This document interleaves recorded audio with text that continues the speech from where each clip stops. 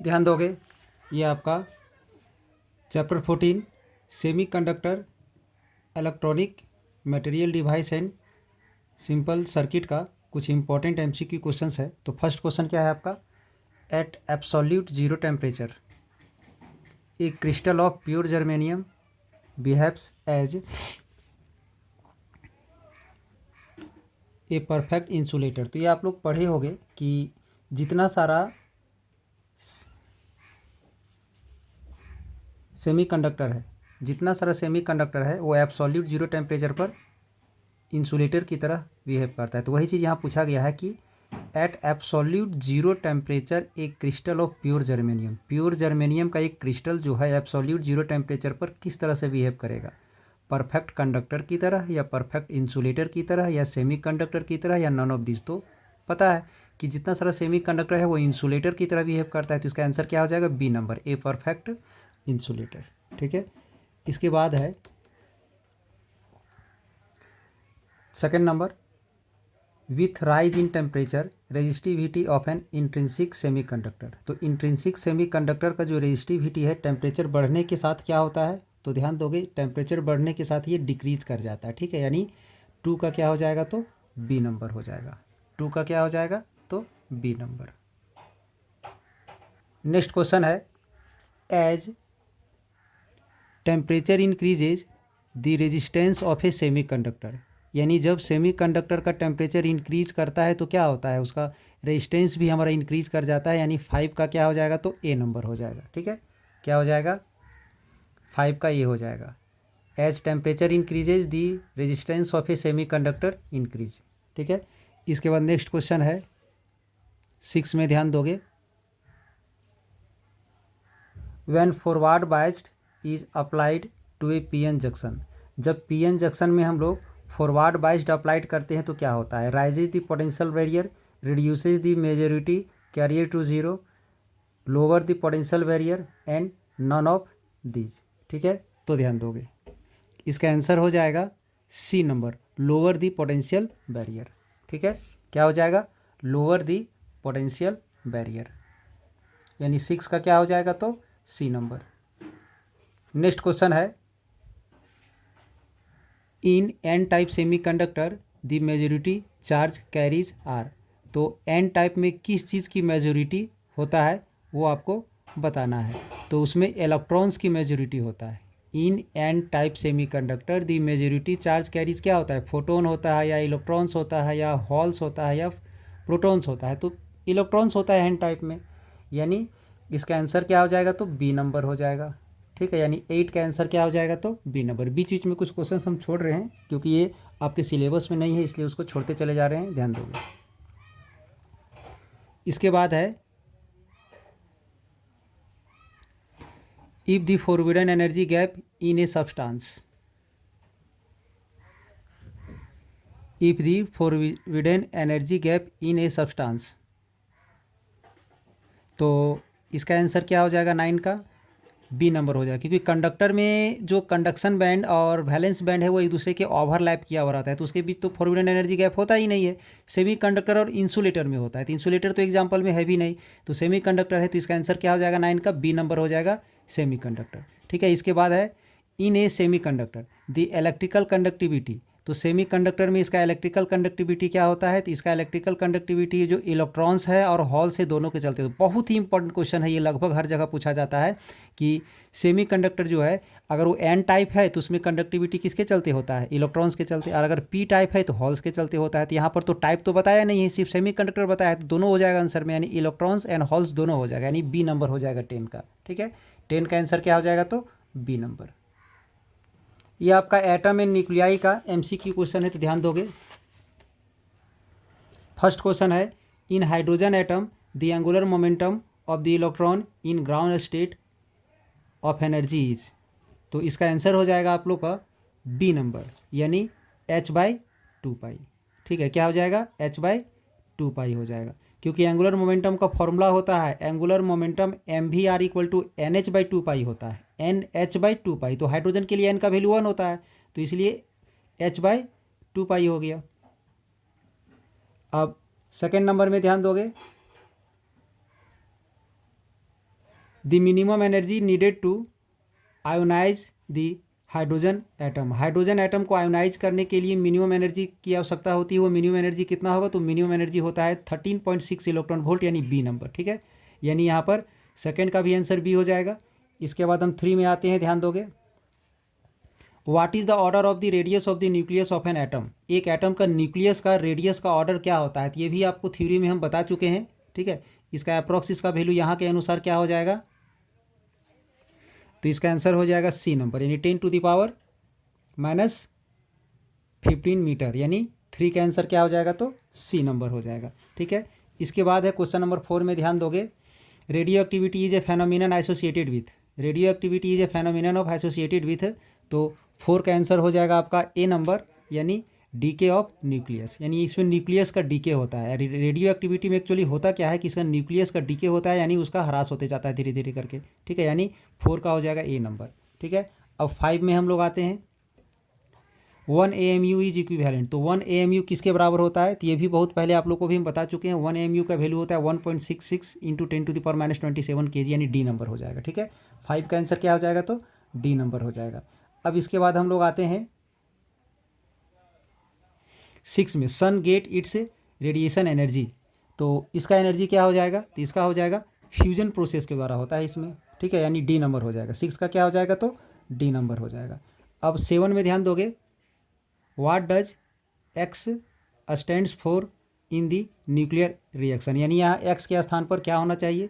तो एक्स के स्थान पर क्या होना चाहिए? पॉजिट्रॉन होना चाहिए, या प्रोटॉन होना चाहिए, या न्यूट्रॉन होना चाहिए, या इलेक्ट्रॉन होना चाहिए?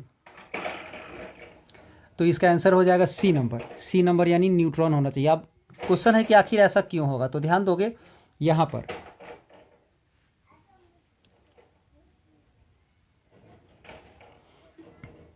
यहाँ पर ये जो 4 है यहाँ पर, ठीक है, और यहाँ पर क्या है? तो 2 है। इन दोनों को ऐड करने से यहाँ कितना आ जा रहा है? 6 आ जा रहा है। यानी यहाँ जो x जो आपका दिख रहा है ना, यहाँ पर उसका एटॉमिक नंबर 0 होगा। ठीक है, चार्ज उसका 0 हो जाएगा। और इधर 9 है और यहाँ 4 है, ऐड करने से कितना आ जा रहा है? 13, और यहाँ 12 है, यानी यहाँ 1 होगा। यानी यहाँ पर चार्ज इसका नीचे 1 होगा और ऊपर में, नीचे 0 होगा और ऊपर में 1 होगा। तो ये किस में होता है? तो पता होना चाहिए आप लोग को, ये न्यूट्रॉन में होता है। यानी इसका आंसर क्या हो जाएगा? तो इसका आंसर सी नंबर हो जाएगा। ठीक है, यानी इसका आंसर क्या होगा? तो सी नंबर हो जाएगा। इसके बाद नेक्स्ट क्वेश्चन है, which one of the following has maximum penetrating power. Maximum penetrating power किसके पास होता है? तो पता होना चाहिए गामा रेज के पास, गामा रेज का पास पेनेट्रेटिंग पावर सबसे ज़्यादा होता है। नेक्स्ट क्वेश्चन है, which of the following is not a fundamental particle. तो फंडामेंटल पार्टिकल क्या क्या है आप लोग को पता होगा? न्यूट्रॉन है, प्रोटॉन है और इलेक्ट्रॉन है। तो इसमें जो अल्फा पार्टिकल जो है, इसमें जो अल्फा पार्टिकल सी नंबर में है, वो हमारा फंडामेंटल पार्टिकल नहीं है। ठीक है, अब ध्यान दोगे 10 में।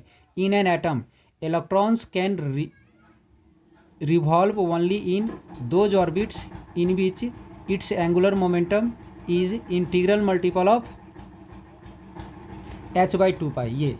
ये बहुत ही इंपॉर्टेंट क्वेश्चन है, बार बार आ रहा है, ध्यान रहे कि किसी भी ऑर्बिट में इलेक्ट्रॉन रिवॉल्व तभी करेगा जब उसका एंगुलर मोमेंटम h/2π का इंटीग्रल मल्टीपल होगा, यानी NH/2π होना चाहिए। ठीक है, यानी 10 का क्या हो गया आंसर? तो ए नंबर हो गया। अब 11 नंबर में ध्यान दोगे, beta particles are fast moving. Beta particle are fast moving, तो किससे फास्ट मूविंग है? तो कहाँ से? बीटा पार्टिकल के आखिर है क्या? बीटा पार्टिकल से कोई किसको बोला गया? इलेक्ट्रॉन्स को बोला गया। इलेक्ट्रॉन्स ही हमारे बीटा पार्टिकल्स है। बीटा पार्टिकल्स का मतलब यहाँ समझ जाना है कि इलेक्ट्रॉन के बारे में जिक्र किया जा रहा है। ठीक है, अब बाकी 12 नंबर क्वेश्चन। 12 नंबर क्वेश्चन में क्या है? ध्यान दोगे, एक न्यूक्लियस दिया हुआ है, देयर आर, तो इसमें क्या है सो बताना है। तो सबसे पहले तो यहाँ नीचे 88 है, तो हमारा प्रोटॉन्स है। तो प्रोटॉन्स की संख्या कितना है? इसमें 88 है। तो इसमें प्रोटॉन बताया है 138, ये भी रॉन्ग है। प्रोटॉन बताया है 226, ये भी रॉन्ग है। तो नीचे प्रोटॉन होता है और ऊपर में जो हमारा 226 जो दिख रहा है आपका, ध्यान रहे, ये जो 226 जो दिख रहा है वो प्रोटॉन प्लस न्यूट्रॉन है। ठीक है, 226 क्या है? प्रोटॉन प्लस न्यूट्रॉन है। यानी ये जो 88 है ये प्रोटॉन है और इलेक्ट्रॉन है। अब इसको उसमें माइनस कर देंगे, उसको अगर हम उसमें माइनस करते हैं तो कितना आएगा?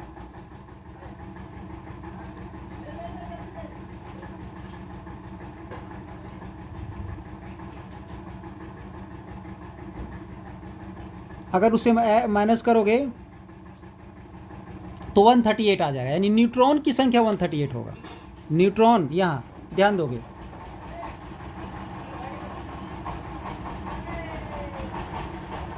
इसमें ध्यान दोगे, न्यूट्रॉन की संख्या 138 होगा और प्रोटॉन्स की संख्या 88 होगा, यानी इसका आंसर क्या हो जाएगा, तो बी नंबर हो जाएगा। 12 का आंसर क्या होगा, तो बी नंबर हो जाएगा। ठीक है, अब हम लोग 13 में आते हैं। विच of the following can be deflected by applying magnetic field. Magnetic field applied करने से क्या डिफ्लेक्ट होता है, तो अल्फा रेज या बीटा रेज या गामा रेज या बोथ अल्फा एंड बीटा। तो ध्यान रहे अल्फा बीटा दोनों डिफ्लेक्ट होता है, यानी 13 का आंसर क्या हो जाएगा, तो 13 का आंसर हो जाएगा आपका डी नंबर। ठीक है, अब इसके बाद 14 में ध्यान दोगे, if the radius of a first Bohr's orbit is r, the radius of second Bohr's orbit क्या होगा, तो उसका जो रेडियस है वो हो जाएगा हमारा 4r। ध्यान रहे क्या हो जाएगा, इसका एरिया 4r रेडियस 4r हो जाएगा। अब नेक्स्ट क्वेश्चन में ध्यान दोगे,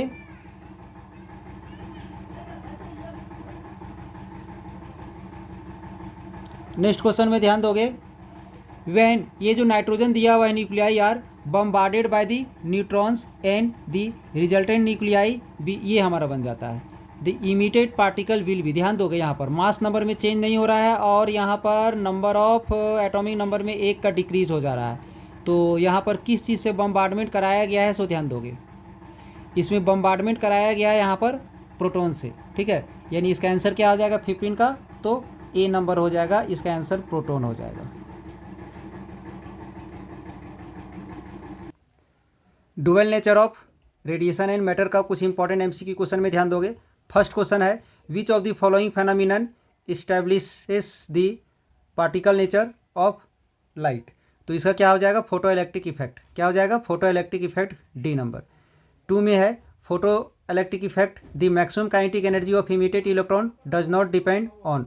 तो मैक्सिमम काइनेटिक एनर्जी किस पर डिपेंड नहीं करता है, तो इंटेंसिटी पर, यानी सी पर, सी होगा इसका आंसर। ठीक है, अब 3 में the work function of a metal is Hc by lambda naught, light of wave length lambda is incident on the surface of the metal for emission of electron for the metal, the condition is. तो इसमें condition क्या होगा, तो ध्यान दोगे, इसका हो जाएगा सी नंबर, क्योंकि ये जो है लेमडा जो है सो लेमडा नॉट से कभी भी ग्रेटर नहीं हो सकता, या तो बराबर होगा या तो इक्वल होगा। 4 में है, the energy of a photon of wavelength lambda is. Lambda wavelength वाले फोटोन्स का एनर्जी क्या होता है, तो उसका एनर्जी हो जाएगा इसका B number, Hc by lambda. ठीक है, dimension of a Planck's constant, ये भी आप लोग पढ़े होंगे, तो हो जाएगा m l का पावर 2 t का पावर -1। ठीक है, अब इसके बाद ध्यान दोगे, select the plot in adjacent figure which show variation in stopping potential v and incident radiation frequency v in the photo electric experiment. तो ये हो जाएगा यहाँ से डी नंबर, ये ध्यान रहे ये। इसके बाद यानी इसमें क्या बताया गया है कि स्टॉपिंग पोटेंशियल भी और इंसिडेंट रेडिएशन में जो वेरिएशन होता है वो इस एक डायग्राम के द्वारा आप लोग पढ़े होंगे, इसमें बताया गया है। ध्यान दें, 7 में क्या है, the momentum of a photon of frequency nu is. तो ये हो जाएगा C number, h by nu C.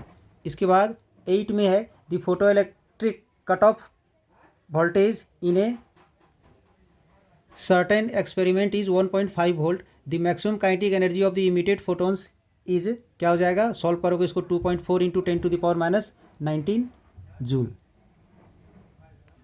Next question है, ध्यान दोगे, Huygens wave theory of light can not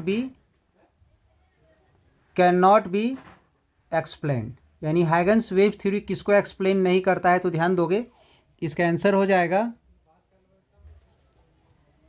photo electric effect. Photo electric effect को एक्सप्लेन नहीं करता है, क्योंकि रिफ्लेक्शन को एक्सप्लेन करता है, रिफ्लेक्शन को, टोटल इंटरनल रिफ्लेक्शन को, सभी को एक्सप्लेन करता है। ठीक है, अब इसके बाद है, the momentum of a photon of frequency nu is. तो न्यू फ्रीक्वेंसी वाले फोटोन्स का मोमेंटम क्या हो जाएगा, तो इसका आंसर हो जाएगा Hv बाय सी। क्या हो जाएगा, Hv बाय सी, यानी डी नंबर हो जाएगा। ध्यान दोगे।